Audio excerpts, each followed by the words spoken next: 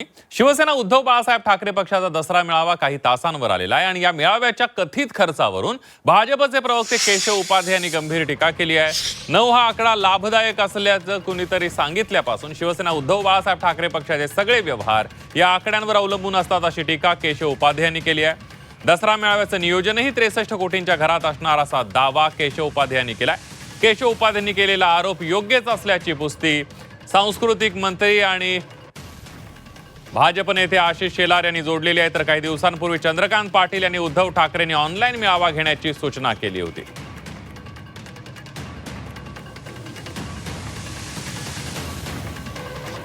केशव उपाध्ये यांनी नेमकं काय ट्विट केलेलं आहे त्यावर एक नजर टाकूया।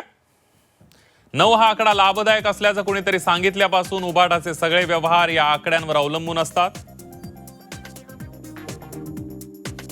निवडणुकीतील उमेदवारांच्या संख्येची बेरीज 9 हवी, टक्केवारी 9 पेक्षा कमी नसावी। इतकंच काय, दोघा भावांमध्ये असलेल्या 36च्या आकड्याची बेरीजही 9 असायला हवी।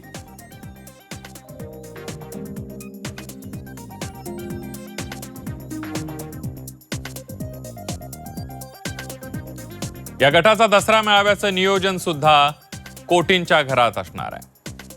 63 कोटींच्या घरात असणार आहे।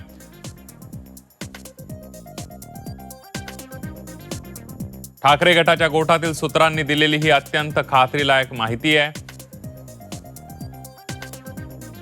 मेळाव्यासाठी तब्बल 63 कोटींचं नियोजन झाल्याचं या गटातील नेत्यानेच हर्षोल्लासित होत सांगितलंय।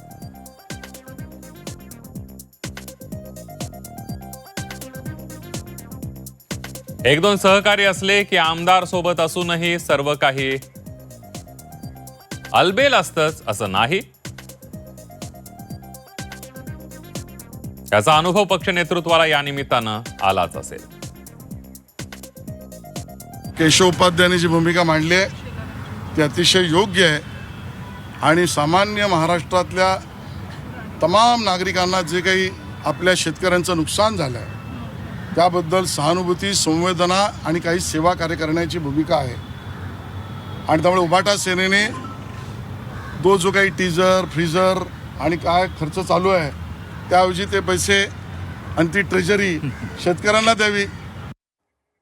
तर भाजपच्या आरोपांचा उद्धव ठाकरे यांनी खास त्यांच्या स्टाईलनं समाचार घेतलाय। आपल्या पक्षाने दसरा मेळावा रद्द करावा किंवा साधेपणाने मला एवढंच म्हणायचंय की त्यांनी जी काय जाहिरातबाजी चालवली होती ना त्या जाहिरातीत जेवढा पैसा खर्च केला ना तेवढा पैसा तरी द्यावा।